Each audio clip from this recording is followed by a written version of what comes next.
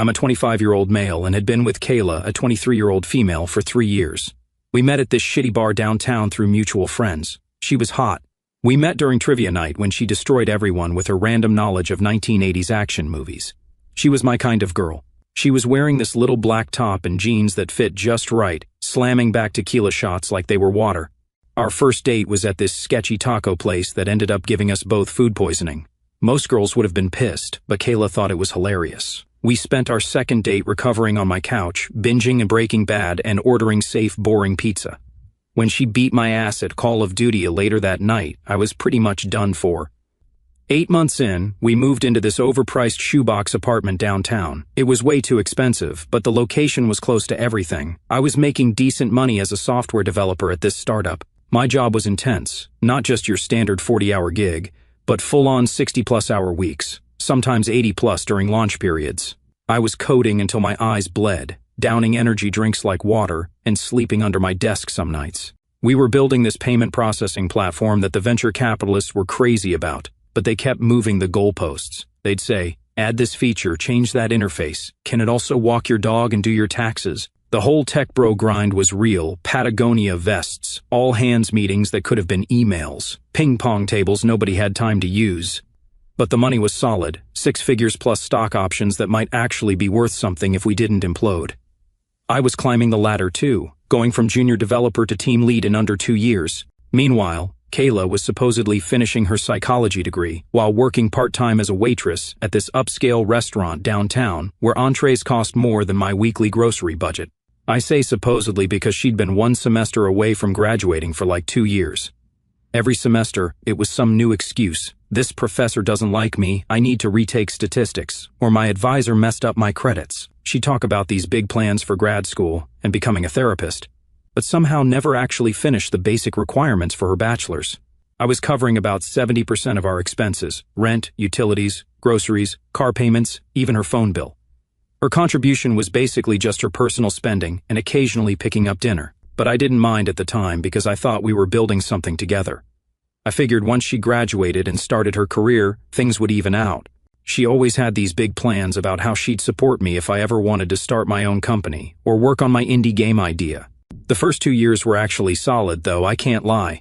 We had this dumb tradition of Taco Tuesday, where we'd try to outdo each other making increasingly ridiculous tacos. My peak creation was a flaming hot Cheetos taco shell with Korean barbecue filling that was so good we made it again for her birthday. She once made this monstrosity with blue corn shells, mango salsa, and cricket protein that was somehow disgusting and amazing at the same time. We did weekend hiking trips where she'd complain the whole way up the mountain but then be so stoked at the summit that it made it all worth it. I remember this one trip to Eagle Peak where it started raining halfway up, and instead of turning back, we just went for it and ended up covered in mud but laughing our asses off at how ridiculous we looked. But around year 3, things started changing.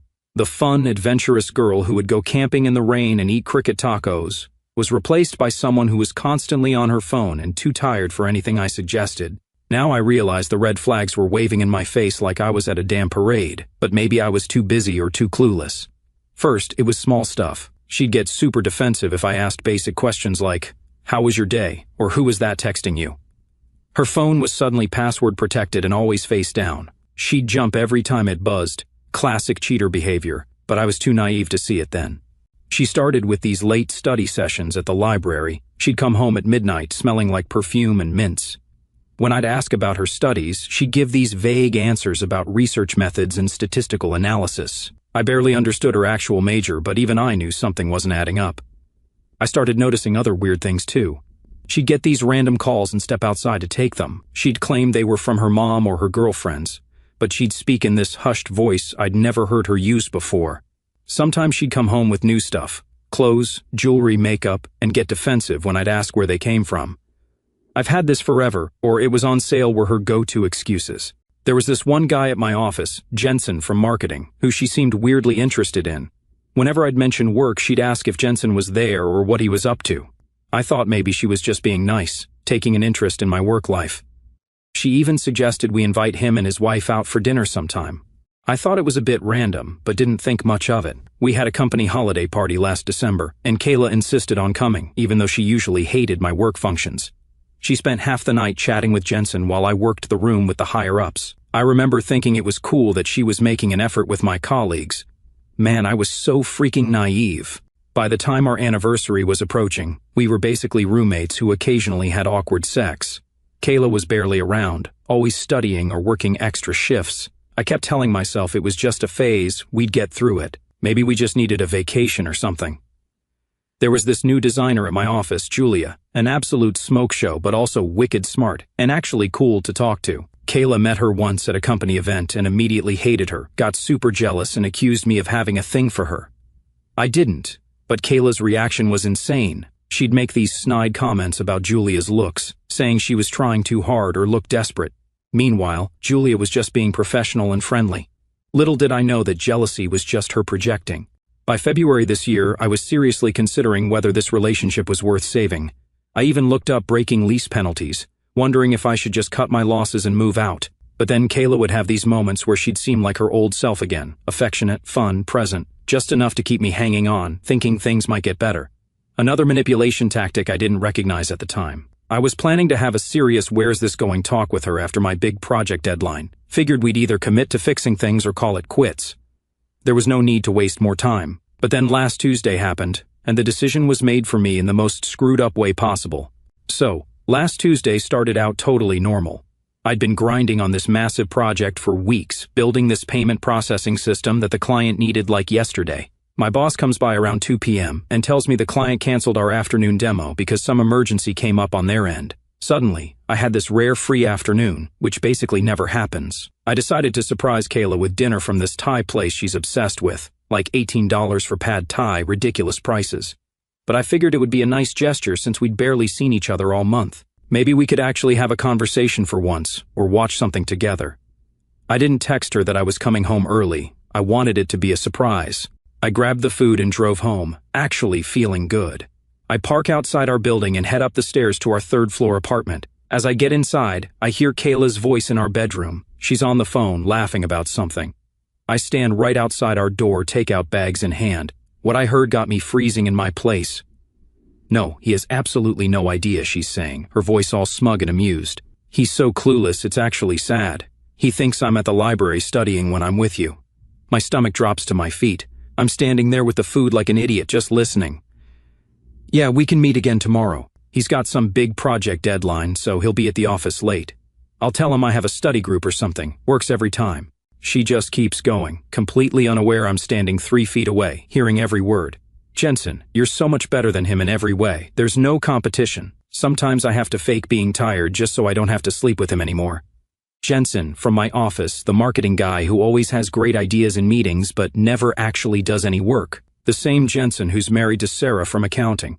It all clicked in that moment. The late nights studying, the lack of interest. She wasn't stressed about studying. She was screwing my coworker and laughing about it behind my back. I know, right? And he's so easy to manipulate. If he ever suspects anything, I just have to act all sweet for a day or two, and he forgets all about it. She laughs again. I hear her moving around inside, probably getting ready to end the call. I'm still frozen in place, the Thai food getting cold in the bags I'm clutching. "Love you too. Can't wait for tomorrow." That's when something in me just snapped, not in a rage way, more like a clarity way. Like I'd been looking at one of those magic eye pictures for 3 years, and suddenly the real image popped out. And the real image was that my girlfriend was a lying, cheating person who not only betrayed my trust but actively disrespected and mocked me. I could have barged in, could have confronted her right then and there, made a big dramatic scene, thrown the food, yelled, whatever. That's probably what she would have expected, but in that moment I decided I wasn't going to give her the satisfaction. I wasn't going to be the angry, jealous boyfriend she could paint as the bad guy. So I turned around, walked back down the hallway, down the stairs, and got in my car. I drove away before she could spot me from the window.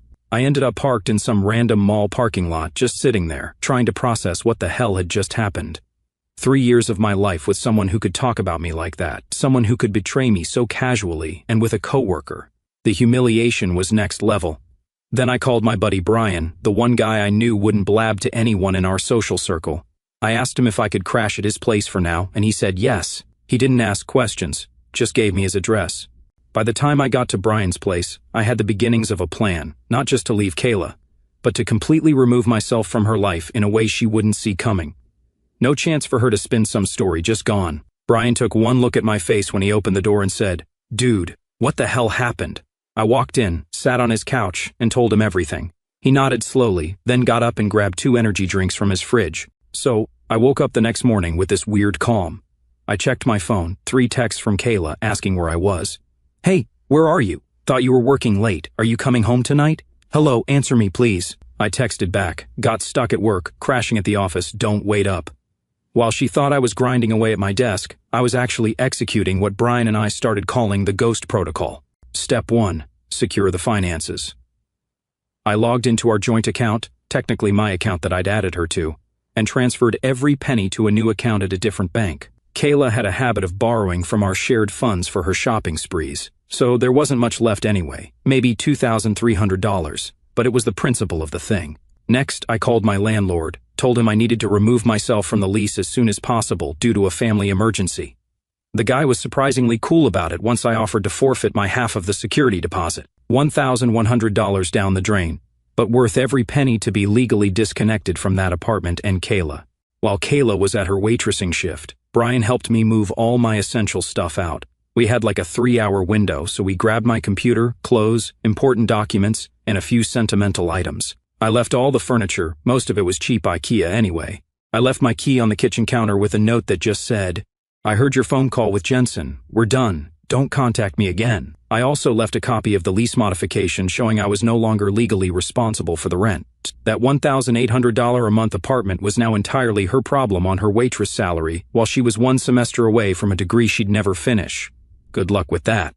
The next part was trickier, work. I couldn't just quit my job because of this Jensen. I'd worked too hard to build my career there. So, I did the next best thing. I called in sick for the rest of the day, claiming I had some nasty stomach bug. It gave me time to figure out my next move while Kayla's world imploded. I blocked her number, her email, all her social media, everything. But I knew that wouldn't stop her for long, so I also warned all my friends not to tell her where I was. Sure enough, by that evening, my phone was blowing up with calls from unknown numbers and messages from her friends. I didn't answer any of them. The one time I slipped and read a message, it was the usual manipulative garbage. "Please talk to me. There's been a huge misunderstanding. Whatever you think you heard isn't what happened. We need to talk about this like adults." Like adults?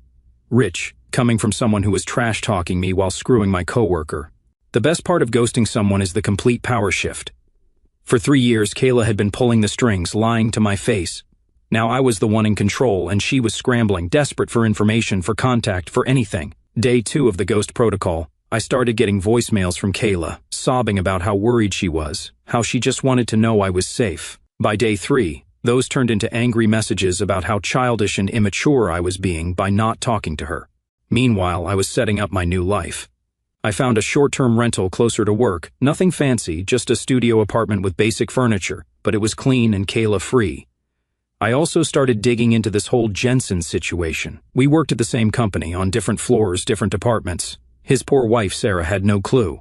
I'd see her sometimes in the cafeteria bringing him lunch. She seemed nice, normal, didn't deserve the shit sandwich her husband was about to serve her. That's when I got my first truly brilliant idea. If Kayla and Jensen wanted to play dirty, I could play dirty too. But my version of dirty was much, much dirtier. I was going to sit back and watch their little affair self-destruct spectacularly, and I knew exactly how to light the fuse. Nothing says I'm a cheating scumbag quite like a massive bouquet of red roses delivered to your home. That's exactly what I was counting on as I punched in my credit card details on fancyflowers.com from Brian's couch. I splurged for the eternal love package, 2 dozen long stem roses, premium vase, the works, $95 plus delivery, but you can't put a price on perfect revenge. I scheduled the delivery for 6 p.m. Wednesday, when I knew Sarah would be home from accounting. For the card, I channeled my inner romance novelist, Jensen. I miss you so much it hurts. Last night was incredible. Can't wait to feel you again. Love always, Kayla, XOXO. I even paid extra for the fancy handwritten card option so it wouldn't look printed. I'd learned from our company directory that Jensen and Sarah lived in this fancy suburban neighborhood about 20 minutes from downtown, white picket fence type, perfect setting for a marriage to implode. After placing the order, I slept like a baby for the first time since discovering Kayla's betrayal. There's something deeply satisfying about knowing you've set a ticking time bomb that's completely out of your hands. By this point, Kayla had been blowing up every possible communication channel, trying to reach me. She'd shown up at my office twice, but security wouldn't let her in. On Wednesday, I actually went back to work. I needed to be there to witness the aftermath. Jensen was in the break room when I walked in. The color drained from his face like he'd seen a ghost, which technically he had, the ghost of the guy whose girlfriend he'd been banging. I just nodded at him casually and made my coffee like nothing was wrong. The confused look on his face was priceless. Around 4 p.m., he got a text that made him jump. I checked the time on my watch. Yup, the flower shop confirming delivery time. Classic. He immediately stepped out, probably calling Kayla to warn her about the incoming floral missile. I left work at 5:30, timing it so I'd be in the parking lot with a clear view of Jensen's car when he inevitably made his panicked exit. Sure enough, at 6:12 p.m. Jensen came sprinting out of the building, loosening his tie, face flushed with panic. He peeled out of the parking lot like his car was on fire. Too late, buddy, way too late. The next morning was better than Christmas. I got to work early, grabbed a spot in the common area with my laptop, pretending to work while actually just waiting for the show. The accounting department shared our floor, so I had front row seats. Sarah came in first, eyes red but head held high. Respect. Jensen slunk in about 20 minutes later, looking like absolute garbage. Same clothes as yesterday, complete deer-in-headlights expression. He headed straight for his office, avoiding eye contact with everyone. The whispers started immediately. Our office thrived on gossip, and something major had clearly happened between Golden Boy Jensen and his wife. I just sat there, sipping my coffee, enjoying the chaos I'd unleashed with one flower delivery. Around 10 a.m., the real fireworks started. Sarah marched across the office to Jensen's door, a stack of papers in hand. Even from a distance, I could tell they were divorce papers. She didn't knock, just barged right in and slammed the door. The shouting was muffled, but everyone on the floor could hear enough. Choice phrases like disgusting liar and how could you echoed through the thin walls. People were pretending to work while straining to listen. By lunchtime, the entire office knew Jensen had been caught cheating with some waitress. If they only knew. HR called him in for a meeting that lasted over an hour. Turns out, our company had a pretty strict policy about creating a hostile work environment, and sleeping with a coworker's girlfriend definitely qualified. Meanwhile, Kayla had apparently figured out I knew about Jensen because her messages took on a new desperate tone. My favorite was the novel-length email with the subject line "IT's not what you think," all caps, because clearly that makes it more believable. I didn't respond to any of it, just watched from a distance as both their lives unraveled. Jensen was put on administrative leave by the end of the day, which everyone knew was corporate speak for clean out your desk while we prepare your termination paperwork. The best part? I never had to say a word, never had to confront either of them. Sometimes the simplest plans are the most effective. That night, I treated myself to a steak dinner at this fancy place downtown that Kayla had always wanted to try. I took a window seat, ordered the most expensive item on the menu, and enjoyed my night. A week after the flower bomb, Kayla finally tracked me down at Brian's place. No idea how she found out where he lived. She probably harassed one of our mutual friends until they cracked. She showed up on a Saturday morning while I was still in my boxers, eating cereal and watching reruns of an In the Office ent. The pounding on the door was so aggressive, Brian thought we were being raided. He peeked through the peephole, and his eyes went wide. "Dude, it's Kayla, and she looks freaking unhinged." I sighed and put down my cereal. I knew this confrontation was coming eventually. You can't ghost someone forever in a city this size. "Let her in," I said. Brian opened the door, and Kayla burst in like a hurricane. She looked awful. Mascara streaked down her face, hair unwashed, wearing what looked like pajama pants with a dressy top. Real mental breakdown chic. The second she saw me sitting there, casually eating my cinnamon toast crunch, she lost it completely. She started screaming about how I'd ruined her life, how Jensen had dumped her, how she was 3 months behind on rent because I'd abandoned her. I just kept eating my cereal. This clearly pissed her off even more. She grabbed a throw pillow from Brian's couch and hurled it at my head, missed by a mile. Her aim was bad anyway. "Are you even listening to me?" she shrieked. "Do you have any idea what I've been through?" I swallowed my cereal, set the bowl down, and finally spoke. "You mean like how I felt hearing you laugh about me on the phone, explaining how you manipulated me and lied to my face? That kind of been through stuff? That wasn't— You don't understand," she stammered. "I understand perfectly," I said. "You cheated with my coworker, mocked me behind my back, and now you're mad because there were consequences. Seems pretty straightforward to me." That's when the tears started. Not the angry tears from before, but the calculated, manipulative waterworks I'd fallen for so many times before. Pure crocodile tears from start to finish. The old me would have comforted her, would have at least considered giving her another chance. The new me just watched with detached fascination, like I was observing a nature documentary about predatory behavior. "The flowers were a nice touch," she said between sobs. "Jensen's wife threw all his stuff on the lawn. She's filing for divorce." I didn't confirm or deny anything, just shrugged. "He blames me for everything," she continued. "Says I ruined his life. He blocked my number, blocked me everywhere." I shook my head, pretending to feel bad for her. "And now I'm about to be evicted because I can't afford the rent by myself," she wailed. Like this was somehow a surprise. Like actions don't have consequences. "Sounds rough," I said. "Maybe try the library. I hear they have free internet and heating." Brian snorted from the kitchen, where he'd been pretending not to eavesdrop. Kayla's tears dried up instantly. "You think this is funny? You destroyed my life over one mistake." "One mistake, huh?" I said. "That's an interesting way to describe a months-long affair where you explicitly discussed manipulating me." She didn't have an answer for that, just stared at me with this mixture of hatred and desperation. "What do you want, Kayla?" I finally asked. "You tracked me down, you got your confrontation. What's the end game here?" She wiped her eyes, suddenly looking small and defeated. "I need money for rent, just until I figure something out. I'll pay you back." And there it was, not reconciliation, not genuine remorse. I actually laughed, I couldn't help it. The audacity was just too much. "No," I said simply, "not my problem anymore." "But where am I supposed to go?" She practically wailed. "My parents live across the country. Sounds like a great time for a road trip," I replied, picking up my cereal bowl again. She tried to argue, but Brian wasn't having it. He practically herded her toward the exit while she kept looking back at me like she couldn't believe this was happening. Just before Brian closed the door, she shouted, "You'll regret this, both of you." The door closed and I could hear her storming down the hallway, still yelling threats and insults. Brian turned to me with raised eyebrows. Well, that was intense. I nodded, finishing my now soggy cereal. Yep, but necessary. So, it's been 3 months since the Kayla meltdown at Brian's apartment, and honestly, life has done a complete 180. After spending so long walking on eggshells in my own relationship, being single felt like taking off a 50-pound backpack I didn't even realize I was carrying.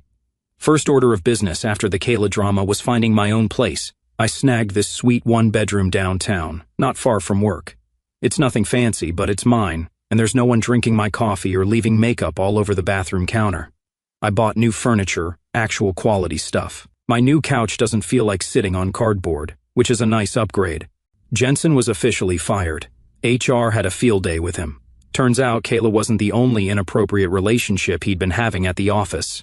The guy was a walking HR violation. His wife, Sarah, cleaned him out in the divorce proceedings, too. Don't cheat on someone who works in accounting, fellas. They know exactly where all the money is hidden. I hit the gym regularly now, started meal prepping instead of living on takeout, even picked up rock climbing at this indoor place near my apartment. I lost the relationship 15 pounds I'd gained with Kayla and actually have visible abs for the first time since college. Who knew getting cheated on would be so good for my fitness journey? The best part about the whole situation was watching the ripple effects from a safe distance. Jensen not only lost his job and wife, but apparently most of his friends too. I saw him at a bar downtown a few weeks ago, drinking alone, looking like absolute shit. I ordered him a drink from across the room. Petty, I know, but so satisfying seeing his face when the bartender pointed me out. I just raised my glass, smiled, and went back to my conversation. Didn't even need to say a word. Sometimes silence is more powerful than any insult. As for Kayla, she got evicted from our old apartment, as expected. According to mutual friends, she had to move in with one of her waitress colleagues, some tiny studio where she sleeps on the couch. She also finally dropped out of college. Shocking, I know.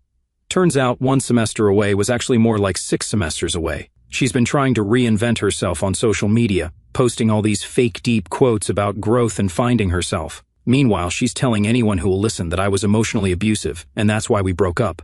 Classic from someone who can't accept responsibility for nuking their own life. But the real cherry on top of this revenge Sunday? Julia from the design team. Remember her, the gorgeous blonde that Kayla was always insanely jealous of? Turns out Kayla's paranoia wasn't completely unfounded, not because I had any interest in Julia back then, but because Julia apparently had her eye on me for months. About 6 weeks after the Kayla explosion, Julia caught me in the break room and asked if I wanted to grab coffee sometime. I was still in that post-breakup mindset where I assumed everyone knew my business, so I was surprised when she seemed genuinely unaware of the whole Kayla Jensen saga.